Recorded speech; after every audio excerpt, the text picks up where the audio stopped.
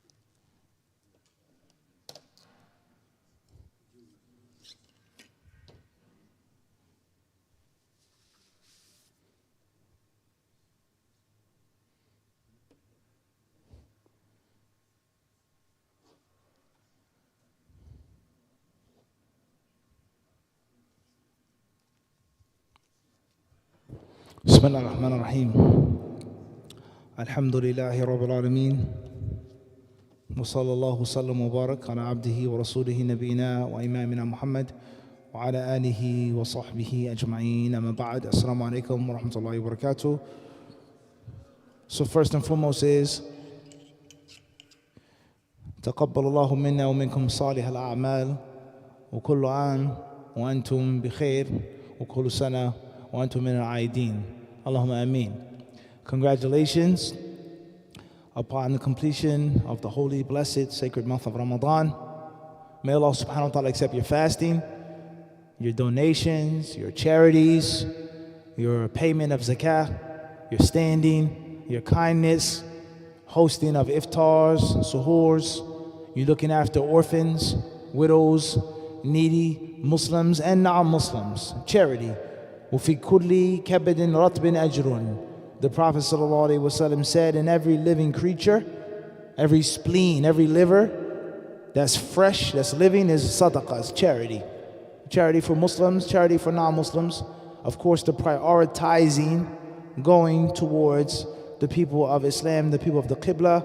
As the Prophet ﷺ says, وَابْدَأْ بِمَنْ تَعُولُ. Begin with those who rely on you, those who are your iyal, your family through blood, family through faith. And the Prophet ﷺ says, كَفَى بِالْمَرْءِ إِثْمًا أَن يُضَيِّعَ مَنْ يَقُوتُ. For man to waste his dependents and beneficiaries is more than enough ithm, more than enough sin.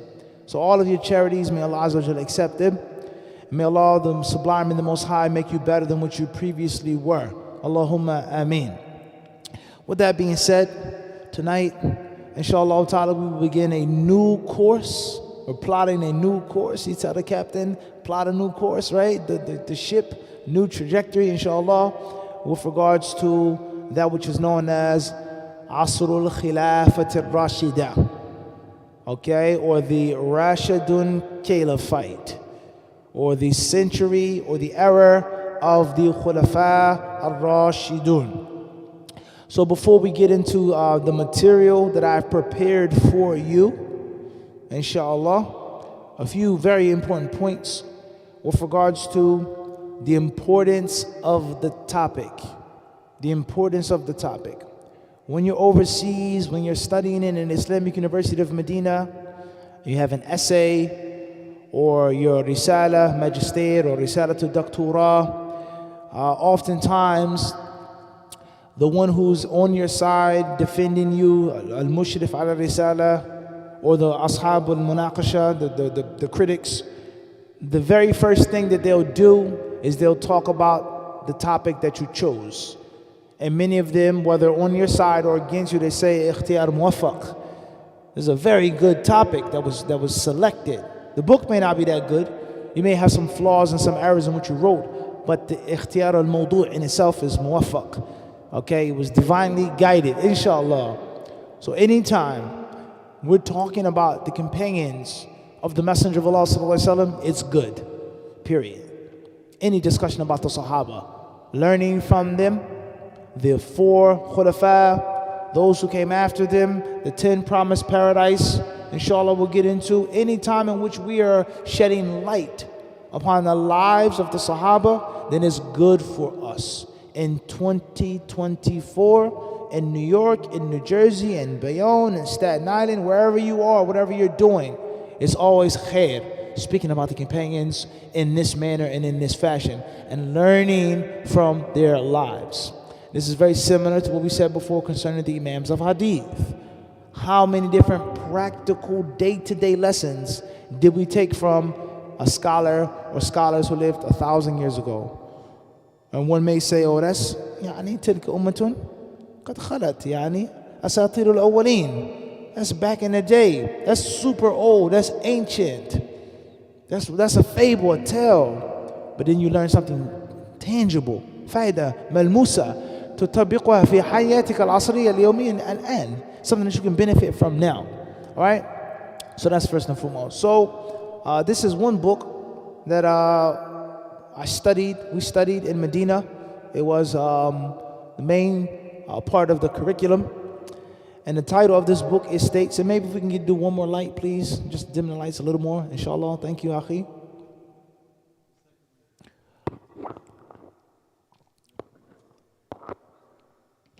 Okay, so it says, Asrul Khilafat al-Rashida, محاولة النقد للرواية أو للرواية التاريخية وفق مناهج المحدثين. Talif Dr. Akram Diya Al-Umari. So this book, it says the time period of the rightly guided caliphate. But that's not it. That's not all. This book, and obviously we're not going to discuss all of this in detail. We don't have the time, nor is this the College of Hadith. But I like to share it with you. You guys know that already. Alhamdulillah. I don't like to just come and sit and talk, but I actually like to give you a little more. Inshallah ta'ala, something to walk home with, a big chunk, inshallah.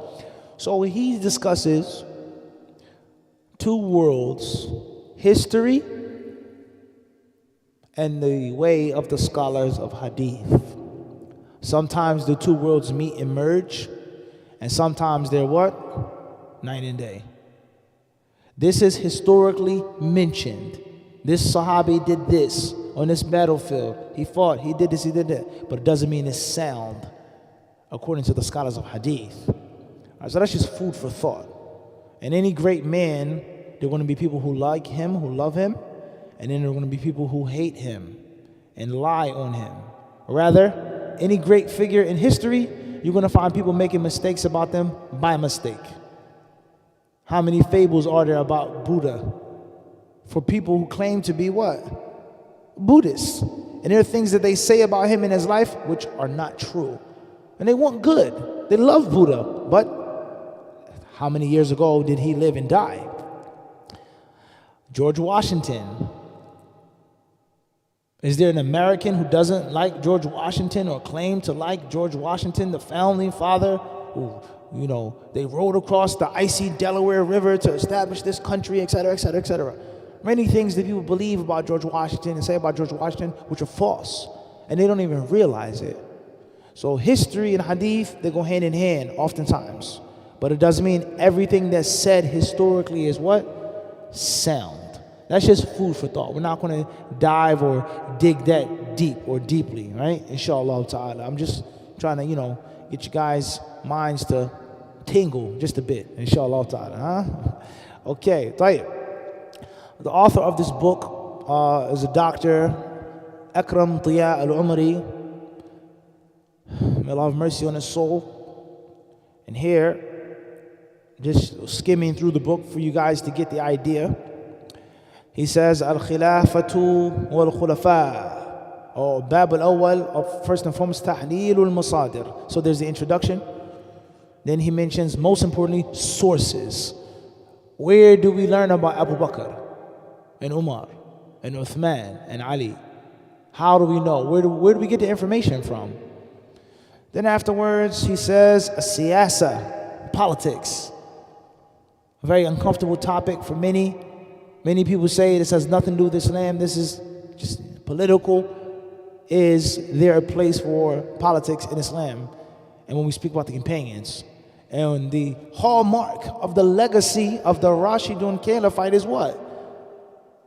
It's politics. It's running, ruling, and conquering. That's a fact. That's why it was a khilafah, a dynasty that was so special, that was so beautiful, that was so glorious. And nothing will remain the same afterwards. Everybody understand this?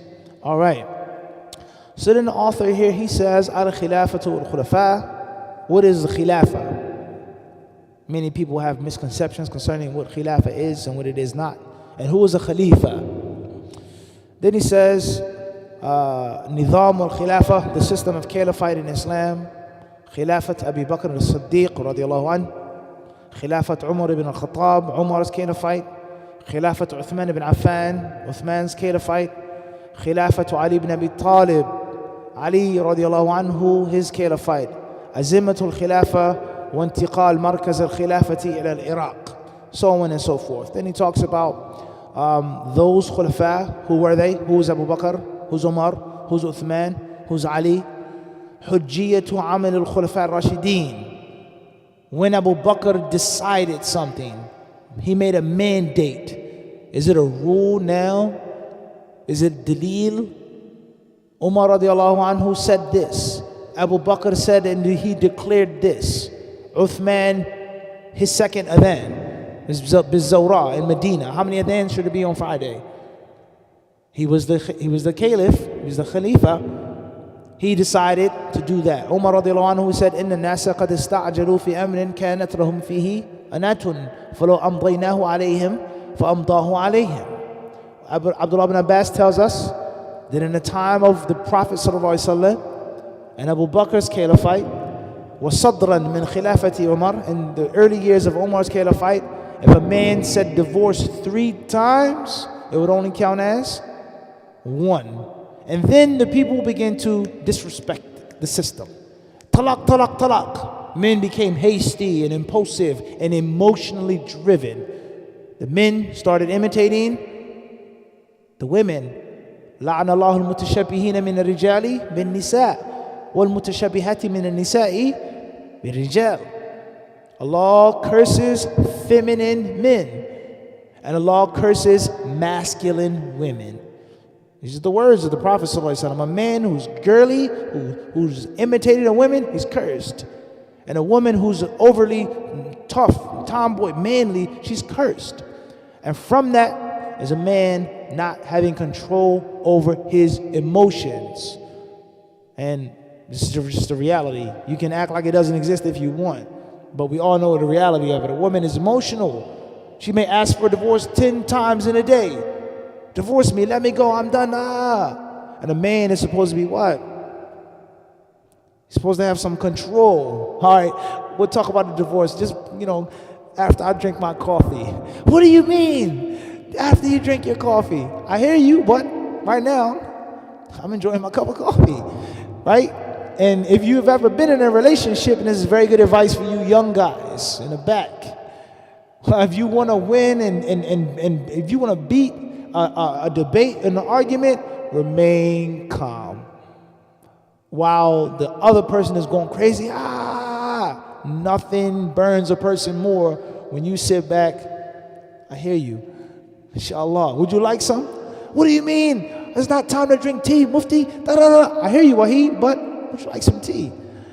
It's going to blow out their fire. That's a fact, right? So at the end of the day, the men, they became emotional. They became hasty. They started just talaq, talaq, talaq, talaq. So Umar radiallahu anhu, he said, instead of it being 1 time, we're now going to count it as 3. So is that a rule? Or was that Umar's ijtihad? You guys get the point? Hujjiyah. When the Khalifa says something, does it now become a part of the deen? Everybody clear on this? That's a masala of usul al-fiqh, right? Last, he says, al-bab al-thani al-idaratu wal-qada, administration and affairs of judicial nature, being a judge, ruling. All right, And then here, look, he goes deep. Politics, employees, economics, finance, jizya, khiraj, ghanaim, zakah, ushur al-tijara. What was the banking system of the Rashidun Caliphate? And I guarantee you, most people who talk about the Rashidun Caliphate, لا يتعرض لمثل هذه الأمور. They don't even discuss this. And they're missing the most important thing, because an army marches on its stomach. It's a fact. The army has to be fed, has to be clothed. Without money, without logistics, and where's that money coming from? And this has a huge impact on Islam and Dawah. And not to go too far off the topic, but there were different caliphates or different dynasties, unfortunately, in which the Muslims didn't encourage the non-Muslims to accept Islam. Unfortunately, they didn't.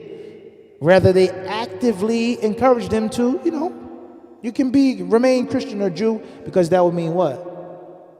More revenue. That's unfortunate. But is there what? Reality. So money, cash rules what?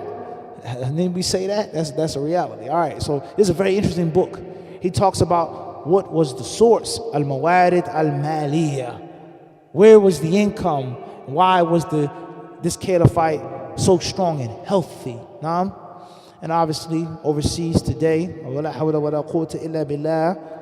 regards to the murder and the slaughter, where are those bombs coming from? You know how much money one bomb costs? That money comes from somewhere.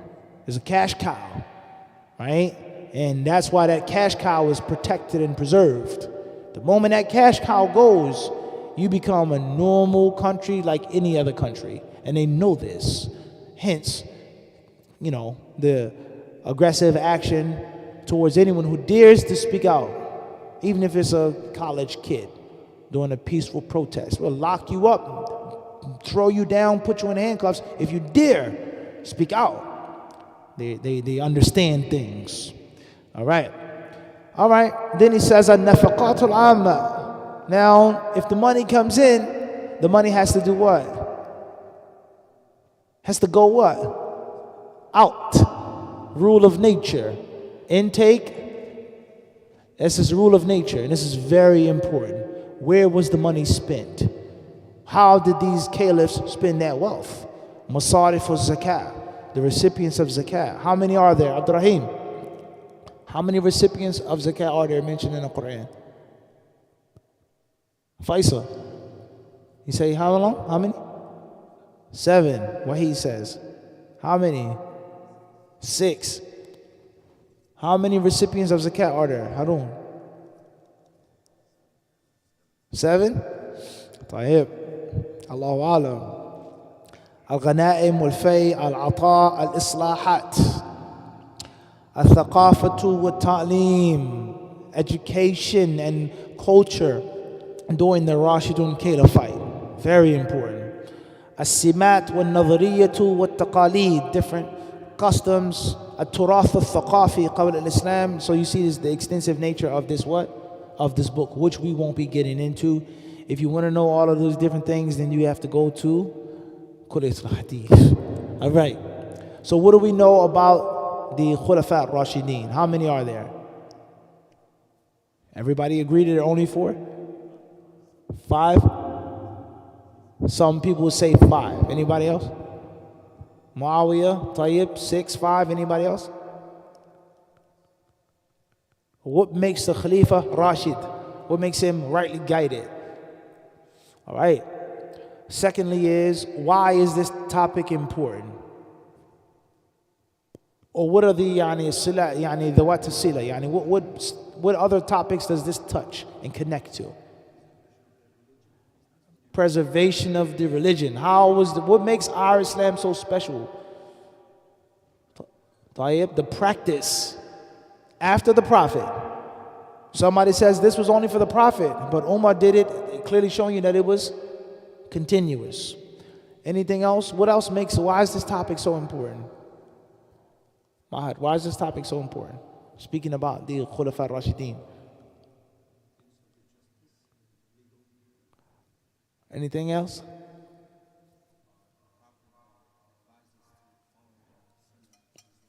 follow their sunnah, follow their way, their ways. Anybody else? All right, so who are the Khulafa al-Rashidun? Briefly, who are they? Abu Bakr as-Siddiq, طيب. Umar al-Faruq, Uthman Dhul Nurayn, Ali radiallahu anhu. Okay. So, what's meant by the Rashidun Caliphate? Succession or virtue? Who comes first in virtue? Ali or Uthman? You say Uthman? You say Ali? Same, equal. Tayyib. Who comes first with regards to leadership? Uthman or Ali? Uthman. I.e., speaking on this topic leads us to discussing matters of Aqidah and madhab. What do you believe? Based off of Quran and Sunnah. Nothing else. Not shahi, yani, how I feel, but based off of what Allah says and what the Messenger says with regards to virtue and status. And of course, the schisms that befell the Muslim Ummah to this very day. To this very day, unfortunately. Iran, Hezbollah, etc. Why are these people in these different countries at odds? Just political, just religious and political reasons. This is very important. How and when did the schism begin, and what were the after effects of that great schism? Similar to Eastern and Western what? Roman Empire. The Latins and the Byzantines, Orthodox and the Catholics. And there are several different after effects based off of that schism, good, bad, or ugly. No different in Islam. And the Prophet ﷺ, he was afraid and he was scared of this, for us to follow them and to fall into their ways. All right? So that's one discussion. All right, Tayyib. Bismillah. Who's our reader in English before we go back to the Arabic? So, Wikipedia article. Who's going to read for us? Bismillah. Fadal.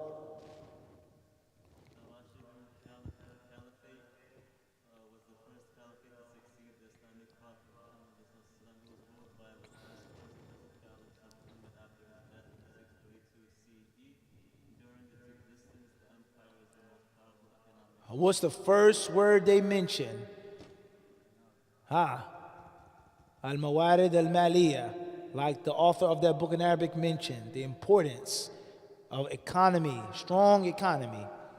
Tayyib, is nothing as an accident or a coincidence. Fadal. Cultural. We talked about thaqafa, right? We mentioned this, correct? In the other source in Arabic. Last but not least, he says what? Military, force, physical force. Fadal? West Asia and Northeast Africa. Geography, if someone comes from a Middle Eastern or Arabian country, or Arabic-speaking country, I'm not Asian. Asian are Chinese or Koreans or Vietnamese. I'm Arab. Okay? Or if you come from Tunisia or Egypt or Algeria or Libya, I'm not African, na'udhu billah. But at the end of the day, bro, the geography, is going to rule over you. Obviously, people have different terminologies. We don't deny that. Different usages of terms. But West Asia and Northeast Africa, when we talk about continent. All right, so really quick, what countries can we name off the top of our heads? Quickly, yalla. Saudi Arabia, beautiful, Fadal. Yemen, Egypt, Oman, good. Iran, Jordan, Syria, Iraq, Lebanon, Palestine. One may say Israel. What else? Cyprus, mashallah. That's an intelligent answer right there, huh? Allahumma barik. No Spain, not yet, not yet. No Spain. Spain is all here. Spain and Portugal, that's another discussion. And hopefully we can have that discussion to show you the importance of continuation, the importance of continuation. They didn't stop. Those Sahaba and those who came after the Sahaba, they didn't stop and rest on the Rashidun Caliphate, but they built on it. They expanded it even further, even deeper. All right, any other countries quickly? Libya, maybe leaning towards it. Senegal, no, Senegal is far, far, far northwest. Sudan, parts of it for sure. Azerbaijan, all right? Any other countries? Look, come on, guys, there's much more. Morocco, not yet. That's way west. Bahrain, UAE, Qatar, Naam. Anything else? Iran, we mentioned that. What's here? What's up there? What's that up there? Russia, Georgia, maybe? What? Turkey? Yeah. Well, how can you guys get the point? The importance of the history with the geography. All right, let's go back now. Fadal, we're listening. The Caliphate arose.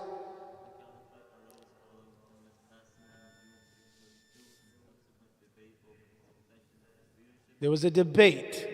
There was some discussion and some argument that took place. Muhammad's close companion.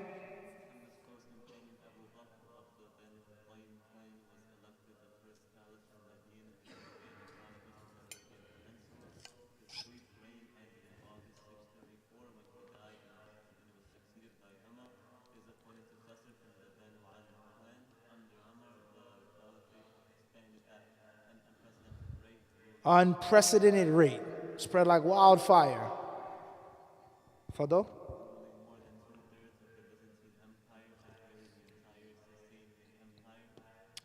Okay, Byzantine. Who are they? Where they located? What was their religion? Etc. What time did it exist? Etc. And then the Sasanian Empire. History, geography, religion, all mixed.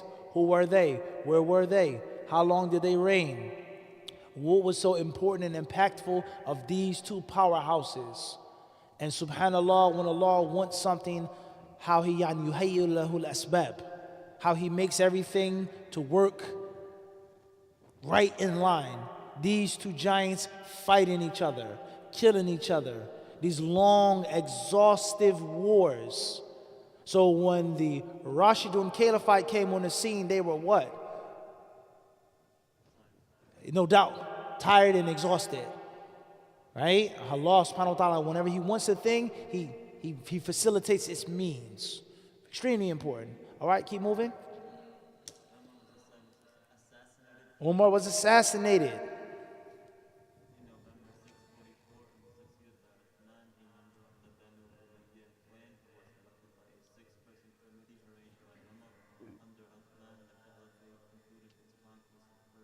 What's Persia? Where is Persia? And why is Persia so important?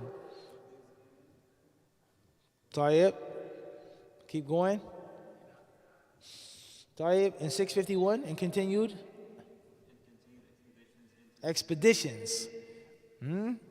Fadal?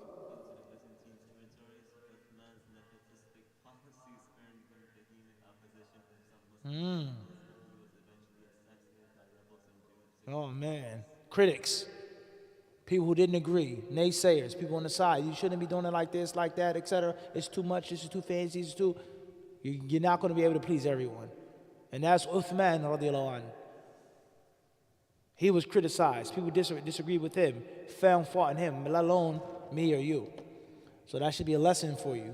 If you're afraid of criticism, if you tuck your tail just because someone said something bad about you, you're not made for this thing of ours. All right, moving forward. He was subsequently succeeded by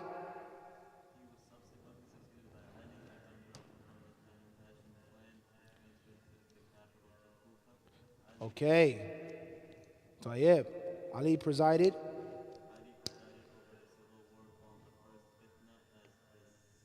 Suzerainty.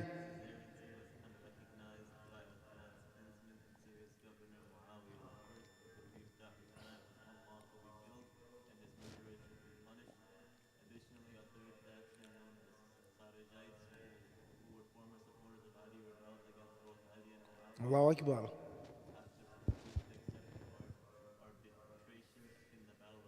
Sirah. prophetic seerah and the seerah of the Khulafa ar-Rashidun. Cause and effect.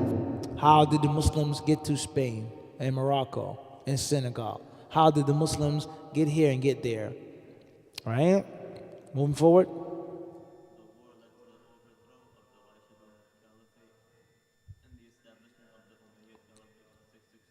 All right, look really quick. Just really quick. Just really fast. Everybody see the difference? What's new now?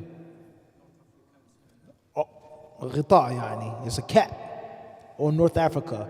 Much different than before. Right? Further west. All right? What else do we have? Spain, Portugal. Spain and Portugal. Very important. Aha, that's right.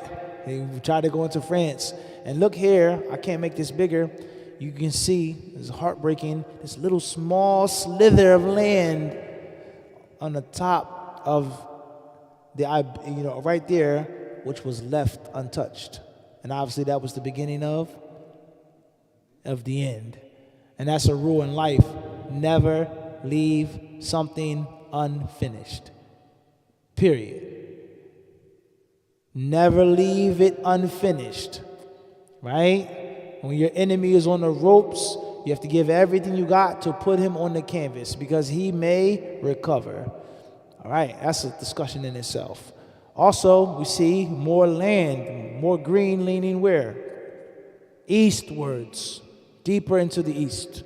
And also higher in the north as well, and even in the south. So if we just look here, the Umayyad Caliphate, so many of us, if not all of us, wallahu alam, genealogically speaking, have some connection to this map right here, this illustration.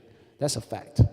Whether you come from West Africa, whether you come from India, Pakistan, or Bangladesh, you come from Palestine, you come from Egypt, Kurdistan, you come from the tribe of West Philly, whatever, somehow, some way, everything was touched by this right here. That's a fact.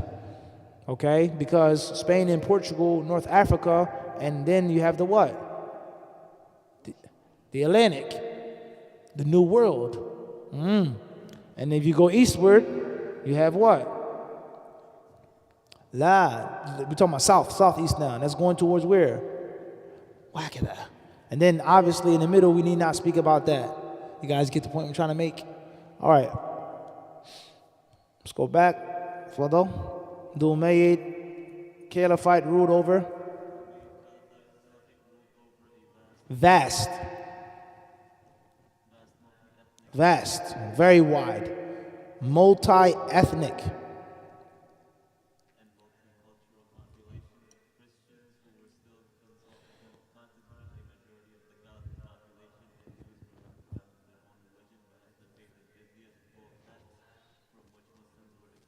I thought Muslims wanted to kill all of the Jews. Genocide, eliminate the Jews, eradicate the Jews. One of the biggest lies ever told. And subhanAllah, you just sit back and you try to keep your head from like spinning, literally when you watch the news. And you just look at the amount of lies and inaccuracies in today's news. The Muslims protected the Jews, kept the Jews safe. When the Christians killed them and slaughtered them and stole their money and usurped their property, you either convert, leave, or die.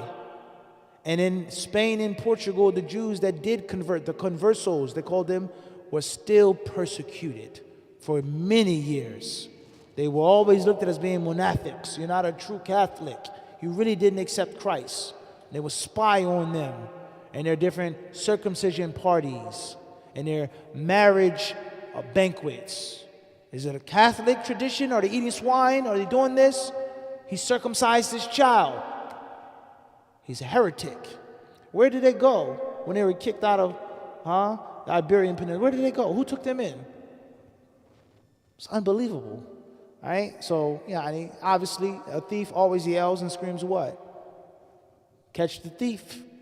The thief is always saying, hey, it's him, get him. That's a rule. So don't ever fall for the okie doke, as we say. Don't ever go for the feint. All right? And you have to learn in boxing science how to feint the feinter. Don't ever go for the movement, but you got to make him jump. And you can't do that unless you know the what? The history. All right, moving forward. So there were Jews who lived with Muslims, and they didn't die. They weren't killed and, impaled and burnt alive. Right? And subhanAllah, if you want to go deeper than that, why, for argument's sake, there's some Muslims saying, kill the Jews, kill them all. All right, no problem, cool. But why? Did the Muslims in that part of the world, did they just wake up and say, kill all of the Jews? Did they just have a death wish for Jews as they try to paint in the media? Or is there a clear reason, whether right or wrong, for argument's sake? So people don't ever let someone strip an event from its historical context. You never make that mistake. Isolating the thing. Unprecedented attack. Moving forward. Muslims were required to pay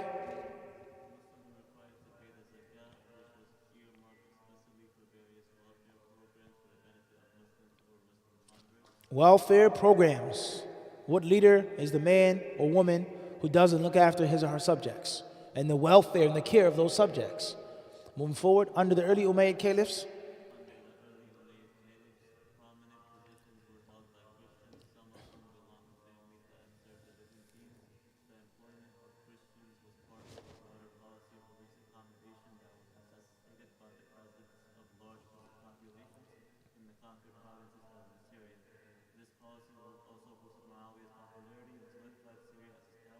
Allahu Akbar. Formative period, right? So people, they talk about Muawiyah this, Muawiyah that. It's not that simplistic. His legacy, his reign, his offspring have major impacts upon the Muslims and non-Muslims. That's a fact to this very day. To this very day. Radiyallahu anhu warḍah. History, origins, early influence. We'll get into all of that, inshallah ta'ala. Khilafah, right? We'll get there. Abu Bakr, we're going to get into all of these details. All right, inshallah ta'ala. More maps, more illustrations. Cyprus, right? Naam, Bilad al-Rum, Byzantine Empire, Urdun, Misr, Philistine. Oh, but I thought it was never called Philistine. I thought it always was Judea. Something isn't making sense now. You're telling me it never existed. Now we're reading something from a non-Muslim website and something is what? Something's a bit off. Just a little off. All right. Okay, first fitna, inshallah, we'll skim through these details and just showing you the Sufyanid period. Sufyan's missing out. Right. Coins, very interesting. Genealogical tree of the Sufyanids. Very interesting. Early Marwanid period. So this article, it goes deeper from just the Rashidun. All right, let's get back to Arabic, and inshallah ta'ala we can have our reader. Bidnillahi ta'ala. All right. So let's start off reading about Abu Bakr as-Siddiq radiyallahu ta'ala anhu, page 50.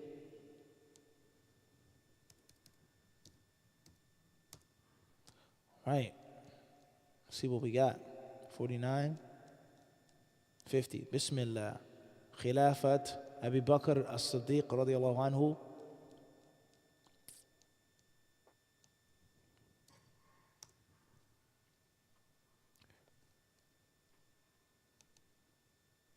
All right, 71. Let's read something about Abu Bakr in Arabic first.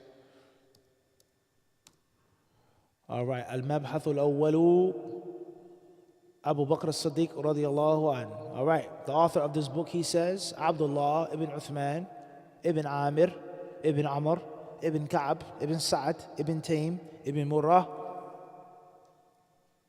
ولد بمكة بعد عام الفيل بعامين وأشهر.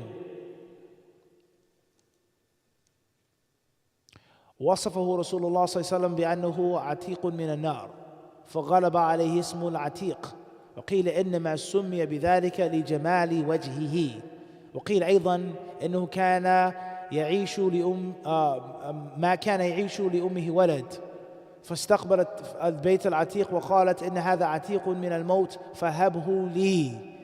ووصفه بالصديق عقب حادثة الإسراء والمعراج إذ صدقه حين كذبه المشركون. وكان أبيض البشرة نحيف الجسم معروق الوجه قليل الشعر في صفحتي خديه غائر العينين بارز الجبهة جعد الشعر. وكان يخضب شيبه بالحناء والكتم. وقد اشتهر في الجاهلية بحميد الأخلاق وحسن المعاشرة وامتناعه عن شرب الخمر وعلمه بأنساب العرب وأخبارها. واشتهر في الإسلام بسابقته في الدين وجهوده الكبيرة في الدعوة إليه، حيث أسلم على يده عدد من كبار الصحابة هم عثمان بن عفان والزبير بن العوام وعبد الرحمن بن عوف وطلحة بن عبيد الله. وقد صحب النبي صلى الله عليه وسلم في هجرته إلى المدينة، فنزلت الآية الكريمة ثاني اثنين إذ هما في الغار، وشهد المشاهد كلها مع النبي صلى الله عليه وسلم. وكان يتاجر بالثياب، وبلغ رأس ماله حين أسلم 40,000 درهم أنفقها على مصالح الدعوة الإسلامية، وخاصة في عتق رقاب المستضعفين الأرقاء من المسلمين، وحمل بقيتها حمل بقيتها وهي 5,000 درهم معه حين الهجرة، ووضعها تحت تصرف النبي صلى الله عليه وسلم. وكان النبي صلى الله عليه وسلم يقضي في مال أبي بكر كما يقضي الرجل في مال نفسه. وقد بين النبي صلى الله عليه وسلم مدى إفادة الإسلام من ذلك: ما نفعني مال قط ما نفعني مال أبي بكر. وقد بشره رسول الله صلى الله عليه وسلم بالجنة، وترك خوقة داره مشرعة على المسجد دون بقية الصحابة، ولاه الصلاة خلال مرضه، وكان موضع مشورة النبي صلى الله عليه وسلم. وقد صاره بأن تزوج ابنته عائشة رضي الله عنها، وروى عن النبي صلى الله عليه وسلم 100 حديث و42 حديثا. وقد ظهرت حكمته ورباحة جأشه في مواجهة مصاب الأمة بوفاة النبي صلى الله عليه وسلم، كما ظهرت شخصيته القوية وحكت السياسة في اجتماع السقيفة. وقد عبر عن تواضع جم والزهد في الخلافة حين رشح لها، مبينا أن سالم مولى أبي حذيفة أتقى منه، وأن عمر بن الخطاب أقوى منه. ولما تولى الخلافة أظهر قدرة فائقة على إدارة شؤون الدولة التي تعرضت للانقسام الخطير بسبب ظهور المرتدين، فأعاد للدولة وحدتها وأمنها، ووجه طاقتها للجهاد وفتح بلاد العراق والشام. وتوضح خطبه ورسائله إلى قاعدته في العراق والشام تقواه إلى آخره. طيب, so he starts off by speaking about Abu Bakr, his name and his genealogy, his physical and moral description. وصفه الخلقي، وأهم من ذلك وصفه إيش؟ الخلقي. أهم من الوصف إيش؟ الخلقي. So Abu Bakr's physical appearance and his moral appearance and moral character and conduct. So first and foremost, and we'll try to summarize this inshallah, Abu Bakr's name was Abdullah, as if Abu Bakr was his kunya, but his actual name was Abdullah. Father's name was Uthman, grandfather was Amir, and then he mentions the rest of his lineage and his genealogy. Every Muslim should know that Abu Bakr's first name was Abdullah ibn Uthman, and Uthman's kunya was Abu Quhafa ibn Abi Quhafa. Naam, كذلك. Okay, he was born in Mecca بعد عام الفيل بعامين وأشهر, 2 years and some change after the happening or the event of the elephant. One thing leads to another. Abraha, the king and general or conqueror of those lands, Abyssinia, Yemen, etc., when he came with his terrible army of elephants to destroy the Kaaba and to build his own Christian church or temple, etc., that was called Amul Fil, the year of the elephant. Alam tara kayfa fa'ala rabbuka bi ashabil fil. All right. And that is extremely important, but we don't have time to discuss all of that right now. So he was born about 2 years after that happening. When was Amul Fil? Anybody know in the Christian era? Taha? Common error. We'll come back. The Messenger of Allah sallallahu alaihi wasallam, he gave him the nickname Atiq. Atiq min anar. Manumitted from hell. Delivered from the fire. And afterwards, he was known as Atiq. So will we benefit tonight from the little or unknown names of Abu Bakr was Atiq. So if you want to name your son Atiq, be a good choice, right? And you can tell him what it means. It sounds good, it's easy to say, and it's also symbolic of Abu Bakr. You know any Muslims named Atiq? Anybody? A few here and there? Tayyib. All right. Others say that he was called Atiq because he was very, very handsome. He's a good-looking man, right? And others, they say a third opinion is that his mother called him that because of the Kaaba, Al-Bayt al-Atiq, the ancient house. And that his mother, she didn't have any longevity with her sons. All of her sons would die, whether it was through miscarriage or death or sickness, whatever the case may be. And she went to Allah. She cried out to Allah subhanahu wa ta'ala. And she spoke about this Atiq, the house, how ancient it is. Give me a son that will remain, that will have longevity. All right, Allahu ta'ala alam. Another one of his nicknames was As-Siddiq. As-Siddiq, the believer, the confirmer. He who has strong belief, strong yaqeen. Okay, and he was given this nickname after Isra and Mi'raj, whereas he ran forth to believing the Prophet ﷺ when his own people deemed him to be a liar. Some of his physical attributes, kana abyadul bashara, he had relatively fair skin. Nahiful jism, he was thin. He wasn't brolic, he wasn't, big. He was very, we would say skinny. Ma'ruq al-wajh, some type of, redness in his face or whatever they get flushed, they call it, right? Qalil al-sha'ri fi safhatay khaddayhi. He didn't have a big beard. He wasn't a full bearded man. His cheeks didn't have but so much hair. Gha'ir al-aynayn, relatively deep eyes, like people would say, deep or sunken in, whatever the case may be. Bariz al-jabha, a prominent forehead.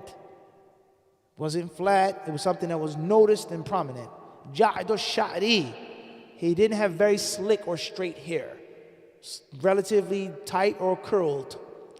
Wakana, and he used to dye his gray hair and white hair with henna and ketan, which gives a very dark auburn, some say borderline black looking tinge or dye. And obviously we're not here to discuss these fiqh rulings. What's the ruling on dyeing your hair black? Is it lawful or unlawful? Is it makruh? Can you dye your hair black or not? Is there a thing as black henna?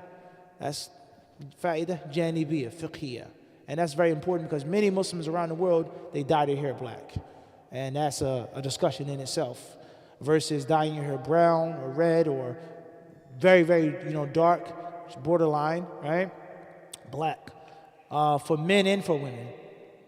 And what is the fiqh in Islam with regards to gray hair?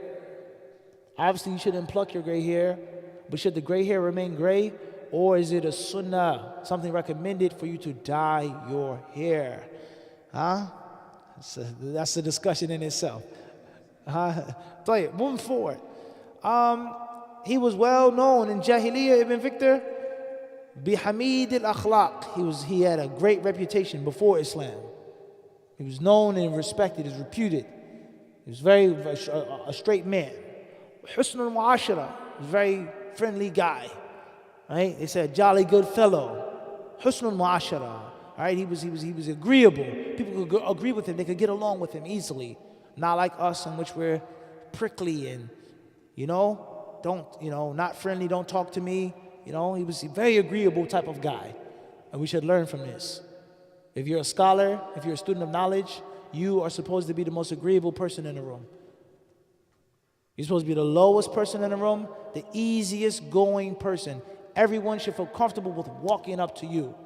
And the only time people should be afraid or scared or shy is because of your knowledge and your piety. That's it. Not you're the alim and we are down here. And you have to get to 2, 3, 4, 5 people just to get to that person. All right? A husband, your wife should never ever complain about your character and your behavior. It should be well known that you're a good husband. Not a perfect husband, but you're an easygoing type of guy. Sahel. Not harsh and, your kids. They should know that you're a kind man.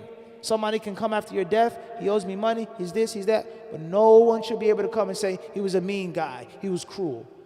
So we should learn this, to be mu'ashara, how to behave and live with each other. Abu Bakr radiallahu anhu was a soft guy. He was an easygoing guy. And Abu Bakr radiallahu anhu, he was known never to drink alcohol. Allahu Akbar. Even before Islam. He never touched alcohol. He would stay away from, he would shun alcohol. And he was very knowledgeable of the genealogy of the Arabs. In the days of the Arabs, their wars, their poetry, their poems, their poets, etc., etc., etc.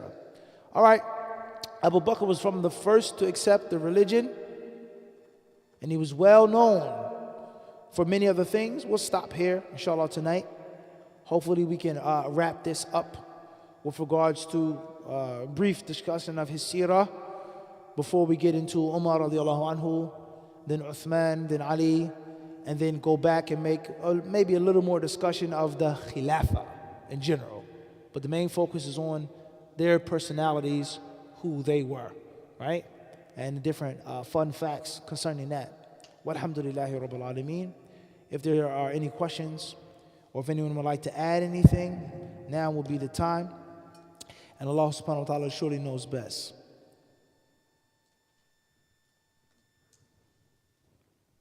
Khairan inshallah. Fadal. Alaikum salam.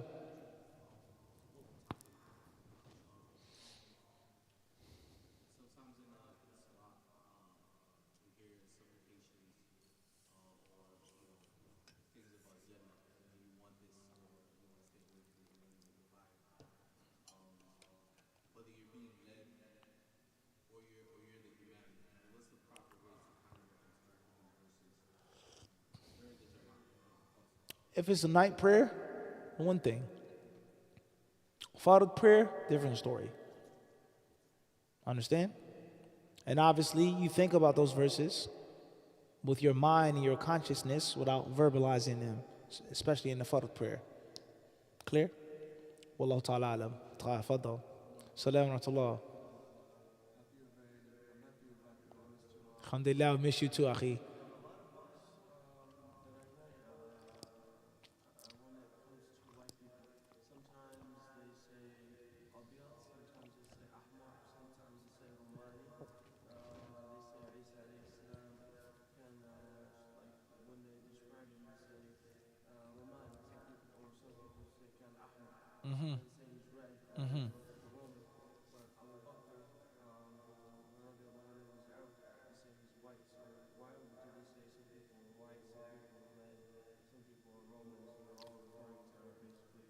Clear.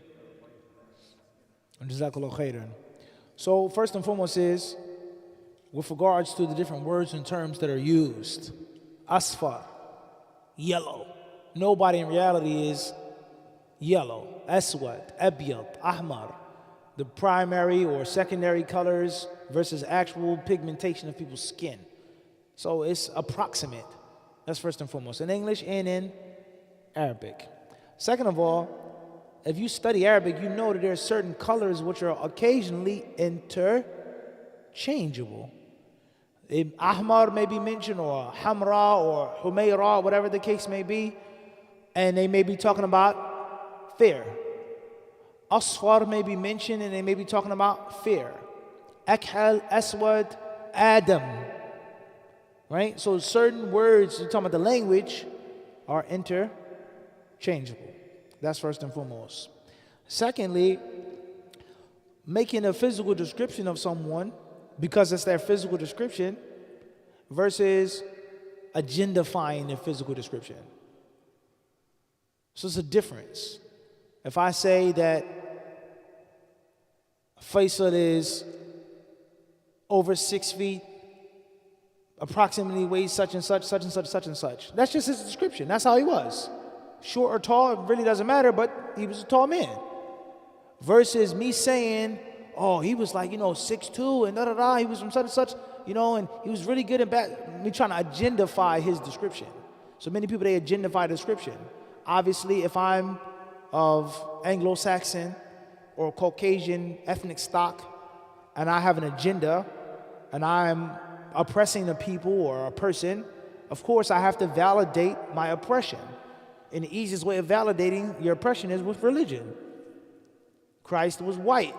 I'm white, hence, shut up and take the oppression. That's a piece of cake. That's easy. Or the exact opposite. Jesus was black. I'm black. Listen to what I'm saying, I'm right, whatever the case may be. That's simple and easy. And unfortunate, even in Islam. When we talk about the different Caliphites and the Sultanates, etc., obviously there were different dynasties that were parallel. You had the Ottomans, and then you had the different dynasties in North Africa, Algeria, Morocco, whether the Idrisids or whatever the case may be. They didn't agree. They fought, conquering, so on and so forth. And if you study, very important, Faisal, with regards to the Songhai dynasty and the different kingdoms of West Africa, Mali, Ghana, so on and so forth, you find these different Muslims fighting for one reason or another. And a justification that some of them would make, they're Turks. They come from, whatever they come from. We're Arabs. We're closer to the Prophet's lineage. We deserve to be the Caliphite. I'm the Khalifa. I'm the Sultan. So people are always going to agendify and weaponize what? Race and blood and physical description. That's just a fact. You're Muslim, but you're from West Africa. I'm Arab. Sorry. And I'm fair-skinned. You're dark-skinned. That's how it is. So there's a difference between mentioning someone's physical description versus agendifying and weaponizing it. We guys clear on that or not? Mufti's skinny. Khalas. That's what it is. Versus I got an agenda behind it. I'm a vegan and I'm trying to push veganism. And Mufti, he's skinny, he's a vegan. You're trying to agendify my physical versus this is how he looks. Number 3 is accuracy of the information. If it's authentically reported that Christ had this complexion, dark or light, you got to accept it. And your inner jahiliyyah you can't say he was dark-skinned, you can't say he was white-skinned, you got to accept it, bro. Based off of the what? The facts. Last but not least, before you go on, inshallah, I'll let you go, is that you have to understand history isn't for the faint of heart. That's reality. Don't study history if you're soft and tender, unless you have an agenda, because you have to accept the facts. So if I'm agendifying this companion or this prophet being white or fair-skinned, then you're going to run into many other prophets and companions that were dark-skinned, and you have to accept that too. So I hate dark-skinned people, I like fair-skinned people, and I'm going to use the text. But what happens when you go to the next paragraph? Now that's a mushkila now. So the Muslim has to be fair. You accept the haqq as it is. And last but not least, very important, is these different words and terms are oftentimes they're subjective. Kana abyadul bashara. He was, literal translation, word for word, white-skinned. I don't think that Abu Bakr as-Siddiq radiallahu anhu being white-skinned was like someone who came from the Ukraine or Poland. Even though, relatively speaking, the Arabs in general, and obviously that's a long discussion, who are Arabs, are generally sun-baked people. Their location, where they come from, that's just common sense. An arid land, a hot land, so they're sun-baked. So they're going to have different levels of their complexion. So if they say kana abyad al-bashara, meaning he was a little, doesn't mean he was like pale, like chalky white. But compared to this one and that one, these people, he was fair-skinned. But it doesn't necessarily mean this or that. Of course, everything, there are levels. There are levels to being black, right? You say, the brothers come from Africa, they say, we guys are fake black people. You're synthetic. You're not pure. Look at your skin. You're not pure. You don't have the real genes. So there are levels to it, right? So that's what I would say with regards to reading these texts. Most people, and Allah knows best, they agendify what they want to. Fadal.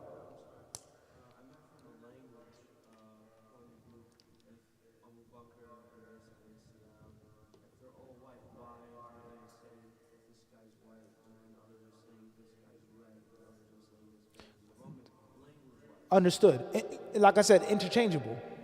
Because sometimes, okay, let's make an example. Romans. That word in itself is extremely broad.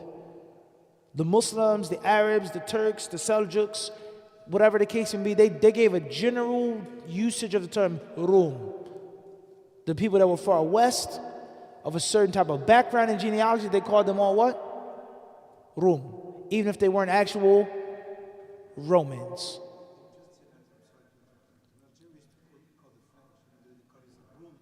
Ha huwa. You understand? Okay, turkey, dikrumi, Roman chicken. You get the point I'm trying to make? So sometimes the words are interchangeable. Banul Asfar. They called them yellow. So one narration says that they're yellow, another narration says they are abyad or ahmar. So there are different words that are interchangeable. Sometimes they call it by what they wanted to call it with the skin. Sometimes the demographic. So that is going to be the breakdown of the usage of those terms. And obviously the text is going to be superior. So it could be Adam, it could be Ahmar, Fihi Humra, it could be Aswad, whatever the case may be. It's going to be interchangeable words. And Allah surely knows best. He's black, he's dark skinned. You may use another word, another term, so on and so forth. Wallahu alam. Fadal.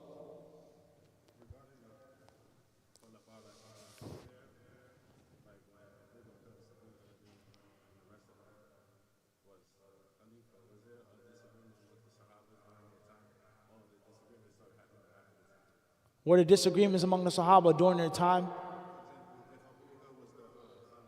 Okay.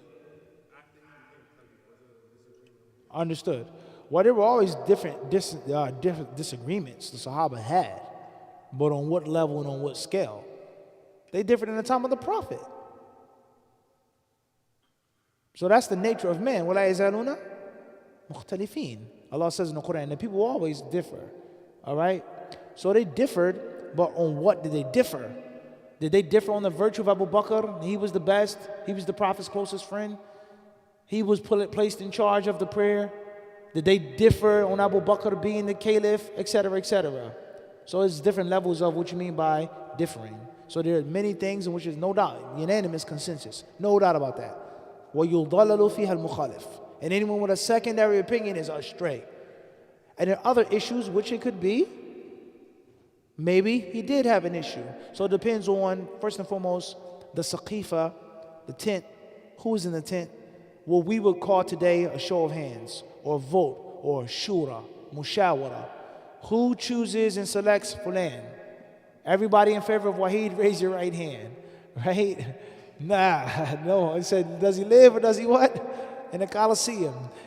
Thumb up or what? Thumb down. You got to go if the thumb is wahakadat. All right, so it depends on what you mean by differing. All right, now as we said briefly, not to go off into a tangent or a rant, speaking on Aqidah is very important. And why we have these different groups and schisms today. And what is lawful legal difference and what is misguidance. And you cannot believe that and say that. You clear on that? And obviously, speaking about that group or those groups, the Shia or the Rafida, whatever word or term is used, and if just, common sense, how was the Prophet's best friend this big, gigantic hypocrite? And the Prophet never knew about it, not once. His wife was unchaste. It was his favorite wife. He loved her so much. She was foul and filthy, and the Prophet never knew about it. Abu Bakr was a huge, huge munafiq, hidden kafir, and the Prophet not once, knew about it. Abu Bakr was a huge, huge shaitan munafiq, and the Prophet never, ever, knew about it. What does that say about the man himself? If your closest friend, if we were involved in criminal life, the guy, your right-hand man is an agent, or we would say a rat. stool pigeon, whatever term you use. He's working for the authorities. And he's been with you for years. He has tapes and tapes and tapes of you, all of your illegal dealings. And you had not one single idea or slither of what type of gangster would you be. But how would the people look at you and respect you? Ultimately blind. Not a couple years, you got away with it, you know, but he's been with you from day one, from the beginning, when you were there, all the way up to the top. And he's a huge informant that's well known, and you choose to stay with this person. So in reality, speaking about the Sahaba and finding differences which didn't exist or did or whatever is disrespectful to who? There's no question about that. You disrespect the man's wife that he chooses to be with and loves. What does that say about him? So it's very dangerous.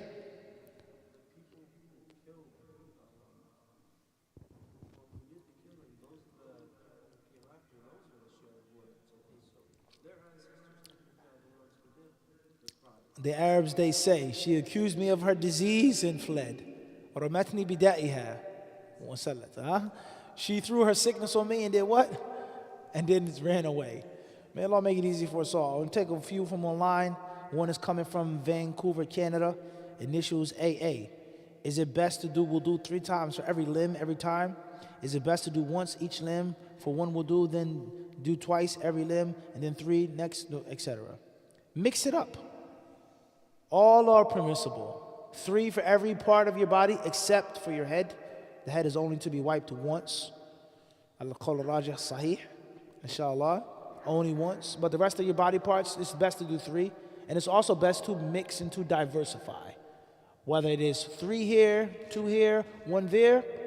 Yes, that's lawful. That's from the Sunnah. Or whether it is just wahakadha. What's important is, we've explained many times before, the importance of implementing the Sunnah ala jami' al-awjuh al-warida, and every way that it was mentioned.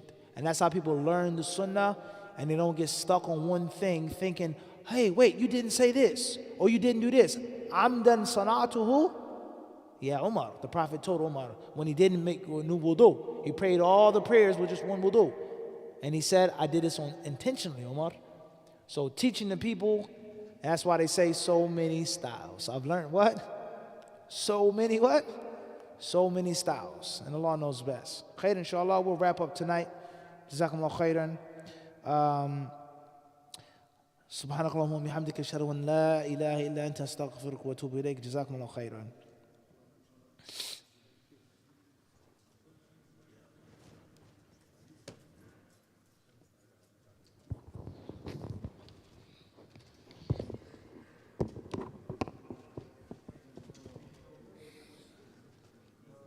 Ah.